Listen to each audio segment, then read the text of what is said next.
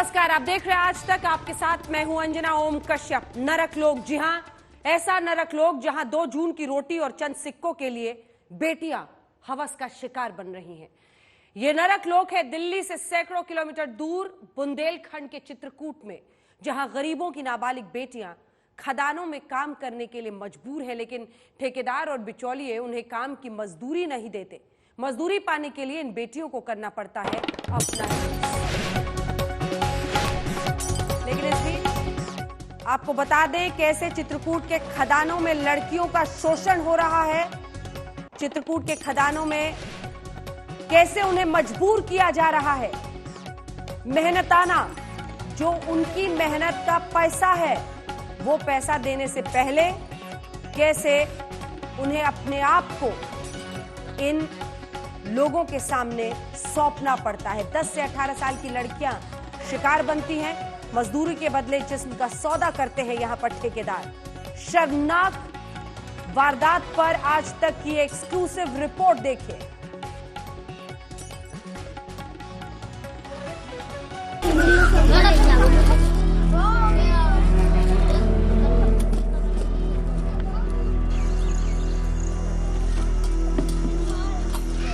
तो पेट की खेती दीदी सब करना पड़ता है।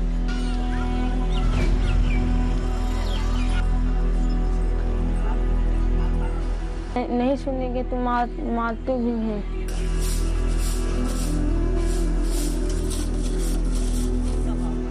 तब इन तन में दीदी भूखा न मारे खाए।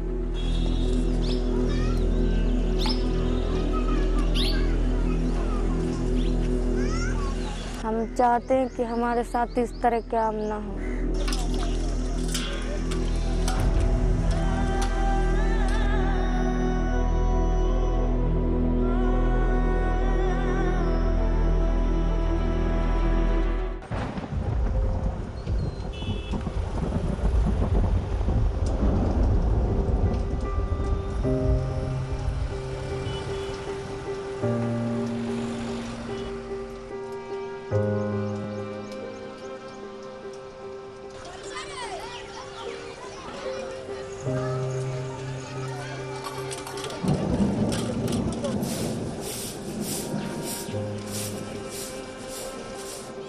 नरक बन चुकी है बेटियों की जिंदगी। हम चाहते हैं कि हमारे साथ इस तरह के काम ना हो। हमसे नहीं कर जा रहा है। इज्जत रोजी रोज के कोई नहीं बेचेगा। मौत से बदतर है इन बेटियों की जिंदगी।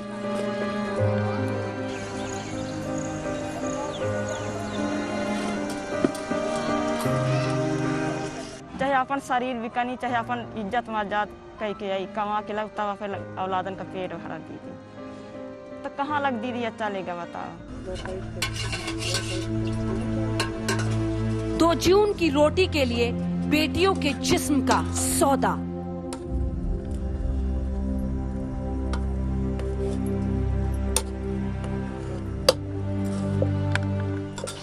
कहते हैं काम करना हो तो करो, जो इस तरह काम करोगी तो हम लगाएंगे न, चले जाओ अपने घर।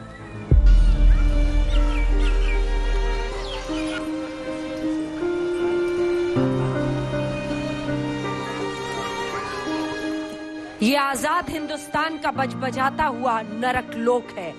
जी हां, नरक लोक, जहां गरीबी सबसे भद्दी गाली है और गरीबी में पलती जिंदगी सबसे बड़ा अभिशाप।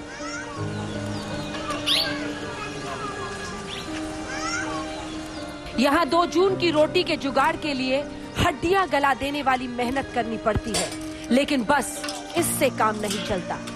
यहाँ रोटी के 2 टुकड़े और चंद खनकते सिक्के फेंकने की एवज में दरिंदे करते हैं बेटियों की जिस्म का सौदा।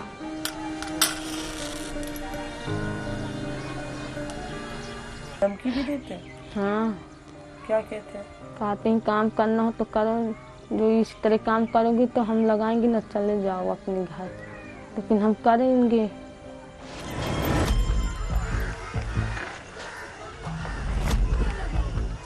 ये दास्तान है बुंदेलखंड की धरती की, जहां के वीरों और वीरांगनाओं की शौर्य गाथाओं से पूरा इतिहास पटा हुआ है। बुंदेलखंड का चित्रकूट जहां त्रेता युग में भगवान श्री राम पधारे थे, लेकिन 21वीं शताब्दी का वही बुंदेलखंड अपने सीने में तमाम कलंक कथाएं समेटे है। चित्रकूट और उसके आसपास के इलाकों में वैध और अवैध खनन उद्योग चल रहे हैं, जहां मेहनत मजदूरी करने वालों की बेटियां दरिंदों की हवस का शिकार हो रही हैं। कहते हैं असल भारत गांव में रहता है, लेकिन यहाँ तो सियासतदानों के बड़े बड़े बोल और जमीनी हकीकत के भंवर में फंसी है देश के बेटियों की जिंदगियां। घर की जिम्मेदारी उठाने के लिए उन्होंने अपनी अस्मियता को गिरवी रखा है। उनको इस नर्क से उबारने के लिए जरूरत है सबसे पहले सच को अपनाने की। मासूम को अपने मेहनताने के लिए अपने तन का सौदा करना पड़ता है। कुछ बोली तो फिर पहाड़ से फेंक देने की धमकी मिलती है। गाँव तो अपने नहीं बताते हैं, जो लोग करते हैं बताते नहीं हैं। नाव बता देंगे तो वो नहीं कहेंगे हमको मरवाएंगे, इसलिए नाव नहीं बताते। धमकी भी देते हैं? हाँ। क्या कहते हैं?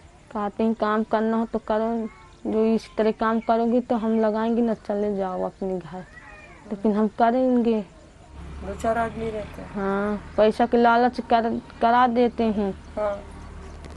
अगर नहीं जाएंगे तो कहते हैं तुमको पहाड़ से फेंक देंगे, लेकिन हमको जाना पड़ता है।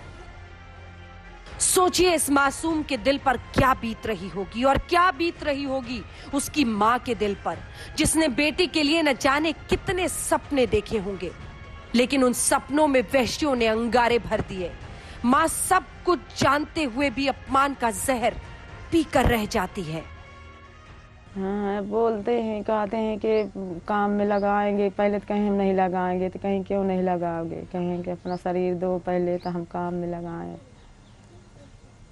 तब लड़की मजबूरी है, पेड़ तो चलाना है, तो कहते हैं चलो भाई हम काम करेंगे, काम करें तो पैसा भी नहीं पाएं। नहीं सगले हाल 3 से 4 से 5 से दिहाड़ी है, कतो 200 कतो 150। काम करके आए तो हमसे बताएं, रोने लगे तो हम कहें कर लो बच्चे, मजबूरी है कि घर चलाना है, परिवार भूखे न सो, पापा की इलाज कराना है। माँ बेबसी के आंसुओं में लिपटी पड़ी है और पिता बिस्तर पर लाचार। क्या बताएं गरीबी, जैसा हम लोग झेल रहे हैं।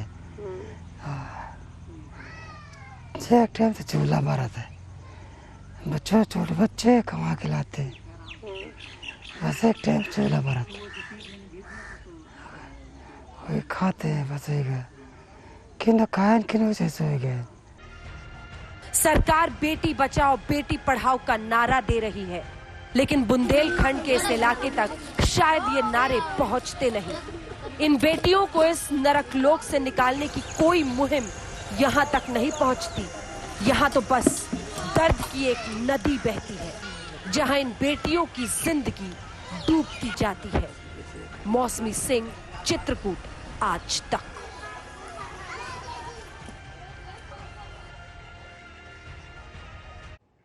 इन बच्चियों की उम्र तो गुड्डे गुड्डियों से खेलने की है, कॉपी कलम लेकर स्कूल जाने की उम्र है, लेकिन गरीबी और बेबसी ने इनके बचपन में अंगारे भर दिए हैं। परिवार को पालने का जिम्मा इनके कंधों पर आ चुका है। 12 से 14 साल की बेटियां खदानों में काम करने जाती हैं, जहां 200-300 रुपए के लिए उनके जिस्म की बोली लगती है।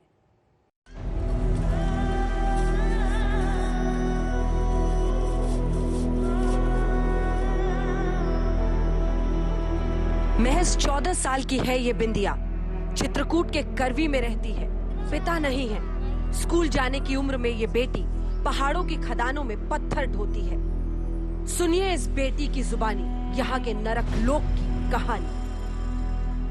पहाड़ के पीछे एक बिस्तर लगा नीचे, उधर ही लेके जाते हैं, एक एक जन करके जा। अब हम गए, हम चले, दूसरी गई, दूसरी चले, तीसरी, ऐसे होता। नहीं करते हैं तो मार रहे हैं, गाली दे रहे हैं, चिल्लाते हैं, रोते हैं, क्या कर, दर्द होता है, सवाल सही लेते। दुख तो बहुत होता है कि मर जाए, गाँव में ना रहे। अपन पेट रोटी तो चलाएंगे, चाहिए से चलाए। बिंदिया काम पर नहीं गई, उसके तन के साथ शायद आत्मा भी तरक उठी है। इस नरक लोक में अपना बचपन तलाश रही है। चिमटी, चूड़ी, बिंदी सब जैसे काटने को दौड़ते हैं। स्कूल में पढ़ती तो शायद 7वीं 8वीं में होती, लेकिन मास्टर जी ने स्कूल से नाम काट दिया। जिंदगी पहाड़ों के चक्कर काटने लगी। रही सही कसर लॉकडाउन ने पूरी कर दी। परिवार का पेट पालने के लिए दरिंदों की हवस के नरक लोक में जाने के सिवा कोई चारा नहीं बचा।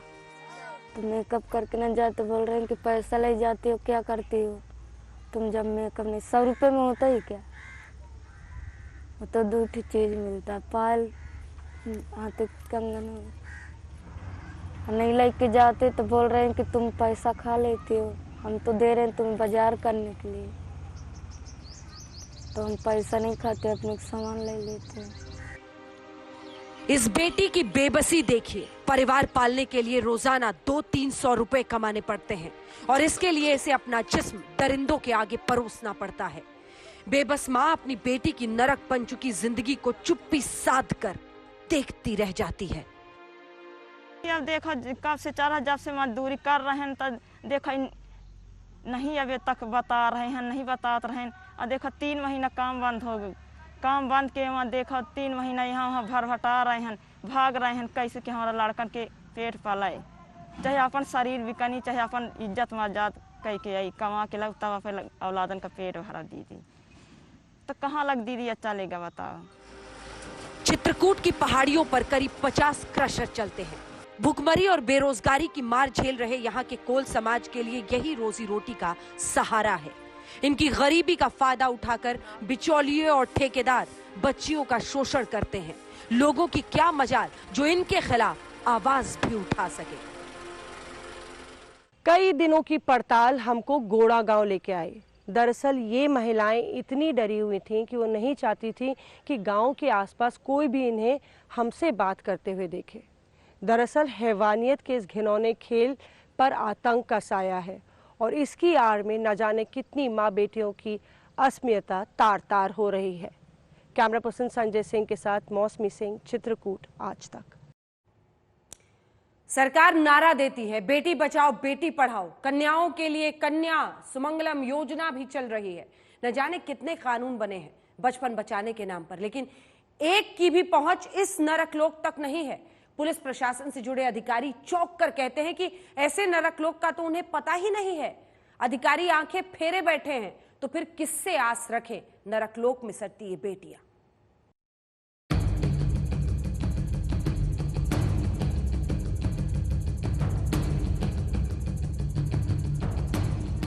इस नरकलोक तक इंडियन पीनल कोड के कानून नहीं पहुंचते। यहाँ बाल अधिकारों से जुड़ी संस्थाओं के हाथ नहीं पहुंचते। बचपन की रक्षा, उनके शोषण से बचाने के तमाम विधि विधान यहाँ तक नहीं पहुंचते। शोषण से तंग आकर तमाम महिलाओं ने पहाड़ों पर काम छोड़ दिया, बच्चों को वहाँ भेजना छोड़ दिया। हमें दिखे से दुनिया क्या हुआ लागत है, बिटिया जाती हैं वहाँ कौन सब तन का आदमी है, तो यह हुआ था कि फलाना काम यह करें खाए तो वहाँ 100 रुपया काहे मिली हैं, तो 100 रुपया कहा लिए जान कि हम अपनी इज्जत दें जान। तब दीदी इज्जत के खातिर न बिटियन भेजीता न हम हो जाता। यह कि आप बानी मंजूरी कहीं कहीं जौन रोटियाँ टता घर गाँव में हो फाट पहाड़ न जान। इस इलाके में बचपन स्कूलों में नहीं बल्कि खदानों में बीतता है, और वो भी अंतहीन शोषण के बीच। इस इलाके में रहने वाले ज्यादातर लोग कोल आदिवासी हैं, जो दलित वर्ग की श्रेणी में आते हैं। यहाँ के जल और जंगल पर जैसे उनका कोई अधिकार ही नहीं है। महिलाओं को उनका शोषण करना और उनके शोषण के आधार पर बच्चों को धीरे धीरे उस शिक्षा की और उसकी तमाम उनके व्यक्तित्व के विकास की चीज़ों से दूर रखने की बात है। ये निश्चित तौर पर आज उत्तर प्रदेश बाल संरक्षण आयोग के संज्ञान में आई है और वहाँ संज्ञान में लेने के बाद वहाँ निश्चित तौर पर ये जांच का विषय है। यहाँ के नरकलोक के बारे में हमारी संवाददाता मौसमी सिंह ने तमाम आला अधिकारियों से बातचीत की, लेकिन उन्हें तो जैसे ऐसी घटनाओं का पता ही नहीं। विशेष रूप से जो उत्तर प्रदेश शासन की जो स्कीम है कन्या सुमंगला योजना, उसमें 15,000 रुपए हम लोग बच्चों को देते हैं डिफरेंट स्टेजेस पे। उस स्टेज पे जिस योग्य बच्ची होगी इसको निश्चित रूप से हम लोग उसका ध्यान, साथ ही साथ इसमें जो specially Beti Bachao Beti Padhao scheme government India की है, उसके तहत पिंक कार्ड योजना हम लोगों ने अपने जनपद में लागू की है। प्रशासन को वाकई इस नरक लोक के बारे में कुछ पता नहीं है, या फिर सब कुछ पता होने के बावजूद वो इधर से आंखें मूंदे हैं, ये तो जांच का विषय है। स्पेशल रिपोर्ट नरक लोक में इतना ही। कहते हैं कानून के हाथ बहुत लंबे होते हैं, लेकिन 8 पुलिस वालों का खून करके भागे विकास दुबे को 100 घंटे से भी ज्यादा हो चुके हैं, लेकिन कानून के हाथ उस तक नहीं पहुंच पाए हैं।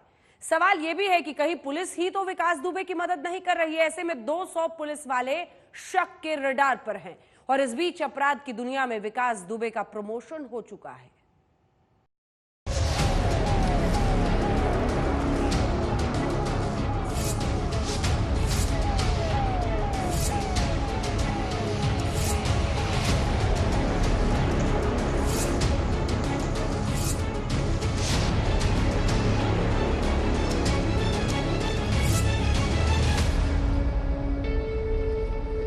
कुख्यात गैंगस्टर विकास दुबे को 40 थानों की पुलिस ढूंढ रही है। 8 पुलिस वालों का खून करके भागा विकास दुबे कहां छिपा है, अभी तक कोई सुराग नहीं मिला है।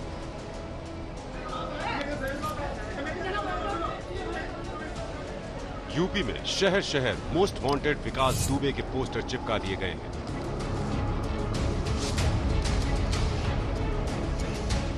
साथ ही विकास दुबे के सिर पर 2.5 लाख का इनाम भी रख दिया गया है। गैंगस्टर विकास दुबे ने इस दफा पुलिस वालों के खून से होली खेली है। ऐसे में यूपी की पूरी पुलिस का एक ही टारगेट है, विकास दुबे, और वो उसे पाताल लोक से भी ढूंढ निकाल लेगी।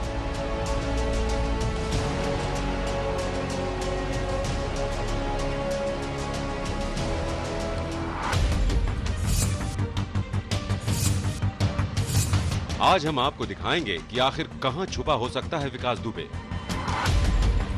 और गैंगस्टर का अगला मास्टर प्लान क्या हो सकता है। यकीनन पुलिस उसका एनकाउंटर करने का प्लान बना रही होगी और विकास दुबे अपनी जान बचाने का। लेकिन कैसे, आज हम इसकी तहकीकात करेंगे।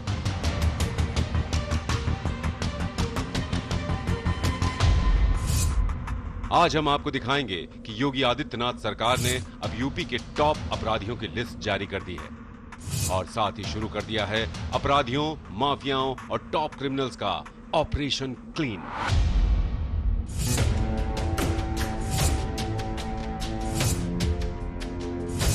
कौन है यूपी की मोस्ट वांटेड लिस्ट के टॉप 5 अपराधी, और ये टॉप 5 अपराधी इस वक्त कहां हैं?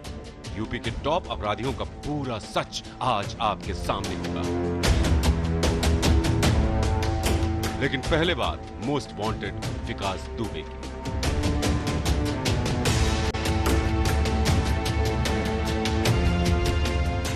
सबसे बड़ी बात विकास दुबे के बारे में आपको बता दें कि अब तक विकास दुबे थाने की टॉप 10 लिस्ट में भी नहीं था, लेकिन अब वो प्रदेश का टॉप 3 अपराधी बन गया है। जी हां, 8 पुलिस वालों का खून करके विकास दुबे इनामी अपराधियों की लिस्ट में टॉप 3 पर पहुंच गया है, क्योंकि विकास दुबे के सिर पर अब 2.5 लाख का इनाम है। विकास दुबे के अलावा यूपी के 2 और अपराधी ऐसे हैं जिनके ऊपर 2.5 लाख का इनाम रखा गया है। इनमें पहले नंबर पर है मेरठ का मोस्ट वांटेड बदन सिंह बद्दो, जो इस वक्त फरार चल रहा है, जबकि दूसरे नंबर पर पश्चिमी उत्तर प्रदेश का आशुतोष। अब यूपी के सभी अपराधियों का बैड टाइम शुरू हो चुका है, लेकिन सबसे पहले यूपी पुलिस ऑपरेशन विकास दुबे में जुटी है, और कानपुर के चौबेपुर में पुलिस घर घर तलाशी अभियान चला रही है। ऐसे में गांव के कुछ घरों में तलाशी के दौरान जिंदा बम भी बरामद हुए हैं। ये जिंदा बम इस बात का सबूत हैं कि कुछ गांव वाले भी विकास दुबे के साथ मिले हुए थे। आज तक की टीम भी कानपुर के बिकरू गांव में मौजूद है। विकास दुबे कांड की हर खबर आप तक पहुंच रही है। पुलिस बिकरू गांव के उस कुएं तक भी पहुंच गई है जो विकास दुबे का पाताल लोक हो सकता है। हम जिस जगह पर खड़े हैं यहाँ पर एक कुआं बना है जो कि गांव के बीच का कुआं है और पुलिस को शक है कि इसके भीतर भी तमाम सबूत हो सकते हैं, लिहाजा पुलिस ने इसको खंगालने का फैसला किया है। और चूंकि ये अंदर से काफ़ी गंदा है और गहरा है, इसीलिए इसके अंदर का पानी निकालने के लिए यहाँ पर पंपिंग सेट लाया गया है, जिससे इसका पानी निकाला जाएगा और उसके अंदर देखा जाएगा कि किसी तरीके के सबूत हैं या नहीं है।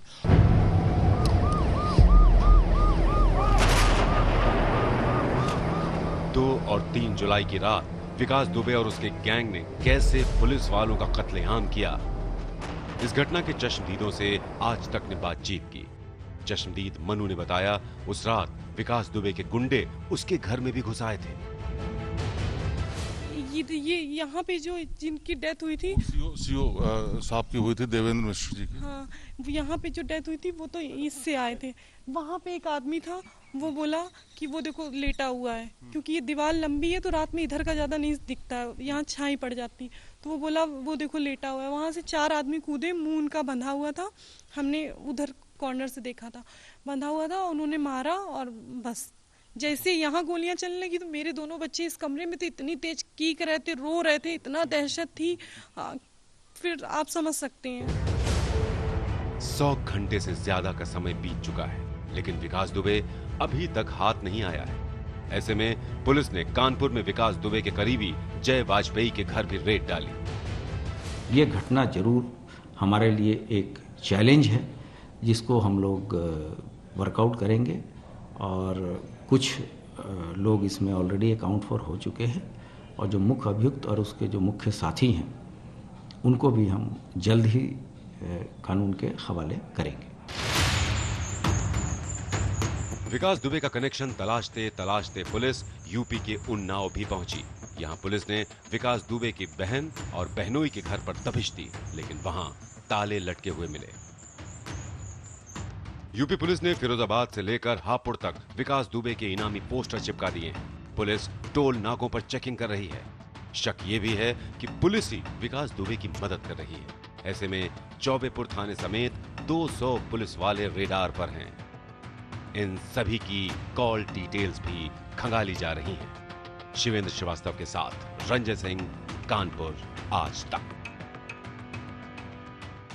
विकास दुबे का अपराध की दुनिया में प्रमोशन हुआ तो यूपी में अपराधियों का ऑपरेशन क्लीन शुरू हो गया है।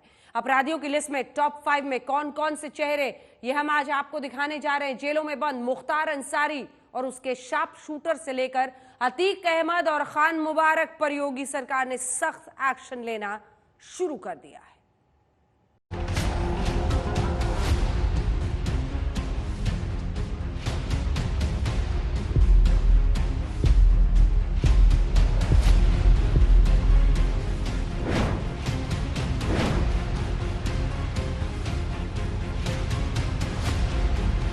मुख्तार अंसारी, उमेश राय उर्फ गौरा राय, त्रिभुवन सिंह उर्फ पवन कुमार, अतीक अहमद, खान मुबारक। ये हैं उत्तर प्रदेश में अपराध की दुनिया के वो कुख्यात चेहरे जिन्हें यूपी सरकार ने अपराधियों की लिस्ट में टॉप 5 में रखा है। कानपुर में चौबेपुर हत्याकांड के बाद यूपी सरकार ने अपराधियों का ऑपरेशन क्लीन शुरू कर दिया है। यूपी में योगी आदित्यनाथ सरकार ने प्रदेश के चर्चित अपराधियों और माफिया गिरोहों के खिलाफ कार्रवाई तेज कर दी है। यूपी सरकार ने टॉप मोस्ट अपराधियों की एक लिस्ट बनाई है। इस लिस्ट के मुताबिक पुलिस विभाग के आला अधिकारियों को ताबड़तोड़ कार्रवाई करने का ऑर्डर दे दिया गया है। यूपी की टॉप अपराधियों की लिस्ट में सबसे ऊपर यूपी के बाहुबली नेता मुख्तार अंसारी का नाम है। हम आपको बता दें कि पिछले 2 महीने से मुख्तार अंसारी के खिलाफ ऑपरेशन जारी है। पिछले 1 हफ्ते में मुख्तार अंसारी की करीब 50 करोड़ की संपत्ति जब्त की गई है। साथ ही मुख्तार अंसारी के मछली पालन और अवैध क्रैशर्स के नेटवर्क को पूरी तरह से ध्वस्त कर दिया गया है। जबकि पिछले 2 महीने में मुख्तार अंसारी के लिए काम करने वाले करीब 100 लोगों के 140 हथियार जब्त कर लिए गए हैं। इसके अलावा 100 लोगों पर गैंगस्टर एक्ट लगाकर उन्हें जेल भेज दिया गया है। आंकड़ों के हिसाब से भी जो अपराध की स्थिति है वो पूरी तरह से नियंत्रण में है और जीरो टॉलरेंस की जो नीति है वो उत्तर प्रदेश की सभी जगह प्रशंसा हुई है। अपराध की दुनिया में मुख्तार अंसारी का नाम नंबर 1 पर कैसे और क्यों पहुंचा, ये भी जांच लेते हैं। अभी पंजाब की रोपड़ जेल में बंद है। 1988 में पहली बार हत्या के एक मामले में मुख्तार अंसारी का नाम आया था। पूर्वांचल के मऊ, गाजीपुर, वाराणसी और जौनपुर में उसके नाम का सिक्का चलने लगा था। हत्या, अपहरण और एक्सटॉर्शन के 40 से ज्यादा मुकदमे उस पर दर्ज हैं। अपराधियों की लिस्ट में दूसरे नंबर पर है उमेश राय उर्फ गौरा राय का नाम। मुख्तार अंसारी का शार्प शूटर है उमेश राय उर्फ गौरा राय। इस वक्त रामपुर जेल में बंद है। उत्तर प्रदेश में अपराध की दुनिया का तीसरा नाम है त्रिभुवन सिंह उर्फ पवन कुमार। इस वक्त यूपी की मिर्जापुर जेल में बंद है। त्रिभुवन सिंह को जिंदा या मुर्दा पकड़ने के लिए 5 लाख का इनाम रखा गया था। वाराणसी के 2009 लंका कांड में त्रिभुवन सिंह का नाम आया था। उत्तर प्रदेश के अपराधियों की लिस्ट में चौथे नंबर पर अतीक अहमद है। गुजरात की साबरमती जेल में बंद है। अतीक अहमद के पिता कभी इलाहाबाद में तांगा चलाते थे। अतीक अहमद के खिलाफ 1979 से 2019 तक कुल 109 केस लंबित हैं।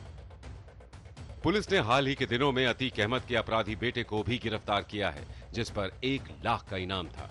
इसके साथ ही अतीक अहमद, सुंदर भाटी, अनिल गुंजाना, ब्रिजेश सिंह समेत आधा दर्जन से अधिक अपराधियों के खिलाफ अवैध संपत्ति, हथियारों और अवैध धंधों की जब्ती की कार्रवाई भी की है। और अपराधियों की लिस्ट में टॉप 5 पर है खान मुबारक। इस वक्त लखनऊ जेल में बंद है। इलाहाबाद यूनिवर्सिटी से शुरू हुआ था माफिया का आपराधिक सफर। पहली बार क्रिकेट ग्राउंड पर चलाई थी गोली। खान मुबारक छोटा राजन गैंग से जुड़ा था। फिरौती और हत्या की सुपारी में खान मुबारक का नाम प्रदेश के अपराधियों में सबसे ऊपर। जानकारी के मुताबिक ये एक्शन का पहला दौर है, जिसमें बड़े और पूरी तरह से एक्टिव अपराधियों पर नकेल कसी जा रही है।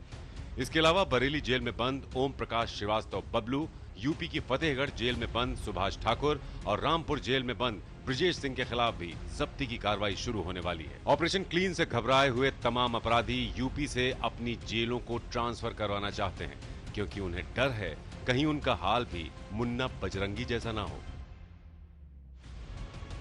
ऑपरेशन क्लीन पुराने और एक्टिव अपराधियों के खिलाफ है, लेकिन अपराध की दुनिया में विकास दुबे जैसे नए सूरमाओं ने भी सरकार के लिए बड़ी चुनौती खड़ी कर दी है। पुलिस के लिए विकास दुबे एक बड़ा चैलेंज बन चुका है। विकास दुबे के बहाने ही सही, लेकिन सरकार ने ऑपरेशन क्लीन पूरे प्रदेश में शुरू कर दिया। मुख्तार अंसारी, अतीक अहमद समेत तमाम ऐसे लोगों पर शिकंजा कसा जा रहा है जो अपराध की दुनिया में बड़े नाम हैं।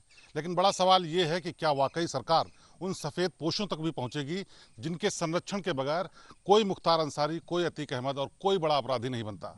ये बड़ा सवाल है। कैमरामैन नीरज कुमार के साथ शिवेंद्र श्रीवास्तव, कानपुर, आज तक।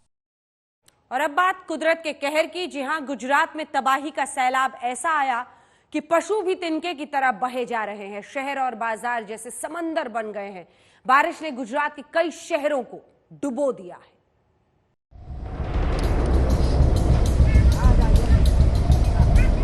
ये हैं गुजरात के जल तांडव की तस्वीरें। आप देख सकते हैं कि कैसे सैलाब पशुओं को तिनके की तरह बहा कर ले जा रहा है।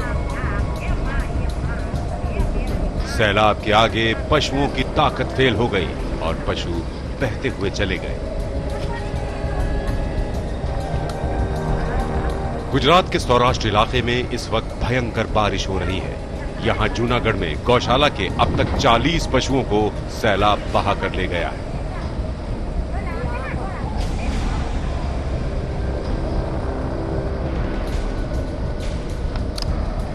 गुजरात के द्वारका में भी बारिश की तस्वीरें अब डराने लगी हैं।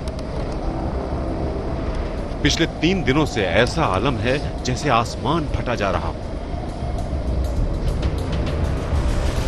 शहर की हालत देखिए, पूरा बाजार दरिया बना हुआ है। सड़कों पर 2-2 फीट पानी जमा हुआ है।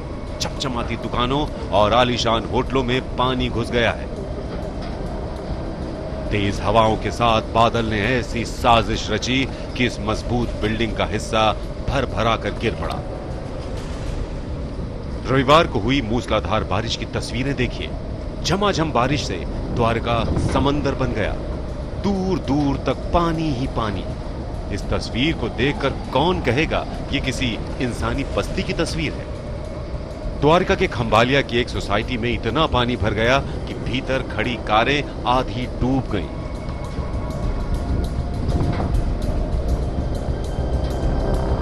गुजरात में इस वक्त जल तांडव का मंजर है। अहमदाबाद से गोपी घांगर के साथ आज तक ब्यूरो।